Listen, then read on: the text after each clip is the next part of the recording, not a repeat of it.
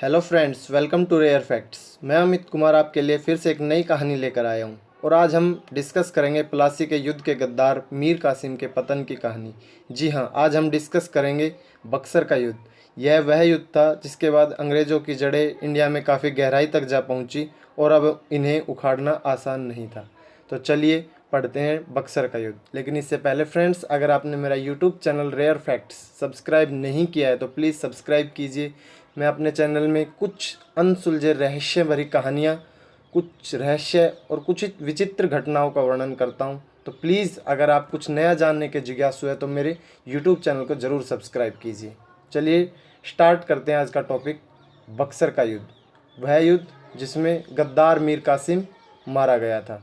1760 के आसपास मीर कासिम को देश से गद्दारी करने का वह इनाम मिला था जो वह बहुत पहले नवाब सिराजुद्दौला के साथ करके आया था।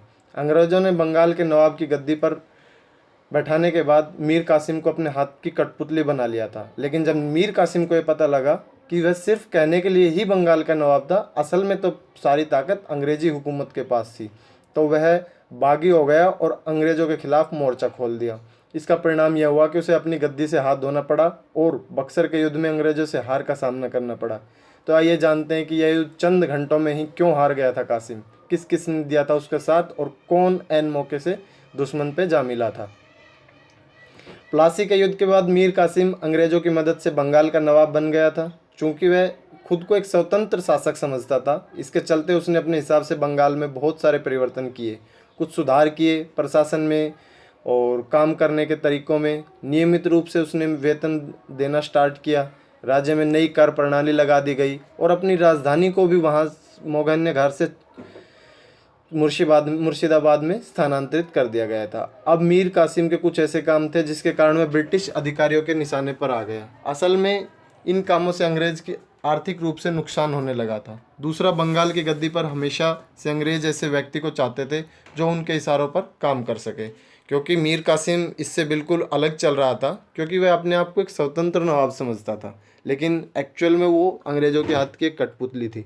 तो अंग्रेज़ों ने कोशिश की मीर कासिम उसके खेमे में आ जाए, लेकिन वह सरकार से अपना प्रभाव ब्रिटिश सरकार का अपने ऊपर से प्रभाव दूर करना चाहता था। इस कारण अंग्रेज़ों के और उसके संबंध खराब होते चले गए थे और यही कारण बक्सर के युद्ध का कारण बना था। आगे चल के बहुत सारे संघर्ष स्टार्ट हो गए थे। इसका रिजल्ट क्या मिला कि बक्सर की लड़ाई से पहले ही एक फाइट में भी अंग्रेज़ों से मीर कासिम हार गया था और यहाँ तक नौबत आई कि वह बंगाल छोड़कर अवध जा पहुँचा। उसने बंगाल के नवाब की गद्दी से भागकर वह अवध की तरफ जाकर वहाँ पे उसने शरण ली। बंगाल से अवध पहुँचते ही वहाँ उसने नवाब शुजाउद्दौला से मुलाकात कर अपने भरोसे में लिया, क्योंकि जैसे मैंने प्लासी के युद्ध में भी डिस्कस किया था, हम बता रहे थे कि मीर कासिम काफ़ी चतुर व्यक्ति था और वो दूसरों को बहुत जल्दी से अपनी बातों से प्रभाव में ले लेता था। तो उसने नवाब शुजाउद्दौला से मुलाकात कर उसे अपने भरोसे में लिया और फिर इसके बाद मुग़ल शासक शाह आलम द्वितीय को भी अपने खेमे में कर लिया। शाह आलम को मनाना बहुत इजी था, बिकॉज़ शाह आलम पहले से ही अपना साम्राज्य मजबूत करने के लिए बंगाल, बिहार और उड़ीसा को एक साथ जोड़ना चाहता था। मीर कासिम को इसका फ़ायदा मिला और उसने उसे सपने दिखाए कि इस युद्ध के बाद उसका सपना पूरा हो जाएगा। इस तरह शुजाउद्दौला और शाह आलम द्वितीय के एक साथ आ जाने से मीर कासिम अंग्रेज़ों के खिलाफ एक बड़ी सेना बनाने में कामयाब हुआ। धीरे धीरे युद्ध की तैयारियां स्टार्ट हुई। तीनों तरफ से सेनाओं ने एक साथ प्रशिक्षण स्टार्ट किया और दुश्मन के खिलाफ अलग अलग तरह की रणनीतियां बनाई गई।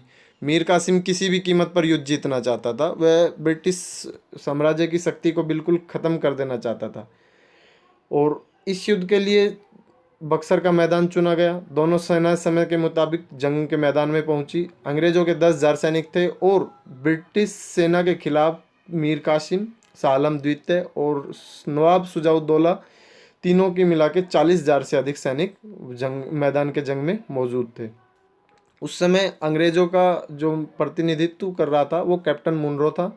उसको पहले ही अंदाज़ा था कि मीर कासिम पूरी तैयारी से आएगा, उसके पास एक बड़ी सेना भी होगी। उसे एहसास भी था कि मीर कासिम को आसानी से नहीं हरा सकते हैं, इसलिए उसने इसका पहले ही कुछ हल निकाल लिया था। उसने कुछ डिवाइड एंड रूल वाली पॉलिसी जो ब्रिटिश सरकार स्टार्टिंग से करती आई थी, उसके चलते उसने कुछ बड़े अफसरों को, मीर कासिम की सेना से कुछ बड़े व्यक्तियों को अपनी तरफ मिला लिया था और युद्ध स्टार्ट हुआ। मीर कासिम की सेना अंग्रेज़ों की तरफ बढ़ी और अंग्रेज़ों को मारना स्टार्ट किया। अंग्रेज़ भी अच्छे टक्कर दे रहे थे, लेकिन कुछ देर बाद ऐसा हुआ कि मीर कासिम ने इसकी कल्पना भी नहीं की थी, क्योंकि मीर कासिम सोच रहा था कि युद्ध जल्दी ही वह जीत जाएगा। लेकिन अब अवध के नवाब की सेना के असद खां, साहुमल और जैनुल आबदीन अंग्रेज़ों से जा मिले और उनकी तरफ से युद्ध लड़ने लगे। एक्चुअल में ब्रिटिश गवर्नमेंट ने, अंग्रेज़ों ने उन्हें पहले ही युद्ध से पहले धन का लालच देकर अपने खेमे में कर लिया था और बस सही मौके का इंतज़ार था और यही उनके लिए तुरुप का इक्का बने और एक पल में बाजी पलट गई। जो मीर कासिम जीत रहा था, एक जीत उसे बिल्कुल अपनी झोली में गिरती हुई दिखाई दे रही थी, वो एकदम उससे कोसों दूर हो गई। कुछ मुगल सैनिक थे जो कुछ पहले ही अंग्रेज़ों पर भारी पड़ रहे थे, अब वो अपनी जान बचा रहे थे। मीर कासिम को समझ में नहीं आया कि उसे क्या करना चाहिए। उसे प्लासी का युद्ध याद आया, जिसमें उसने, हमने डिस्कस भी किया था कि उसने नवाब सिराजुद्दौला को धोखा दिया था। उसने अंग्रेज़ों के साथ मिलकर कुछ ऐसा ही काम किया था जो अब उसके साथ होने लगा था। और वह धीरे धीरे निष्क्रिय होता गया, उसके सैनिक मरते जा रहे थे और कुछ समय बाद स्थिति और भी ज़्यादा बिगड़ गई और सेना आपस में बिखर गई और कुछ ही घंटों में अंग्रेज़ों को पता लग गया कि मीर कासिम की सेना बिखरने लग रही है और कुछ ही घंटों में मीर कासिम युद्ध हार गया और अंग्रेज़ों ने युद्ध को अपने नाम कर लिया।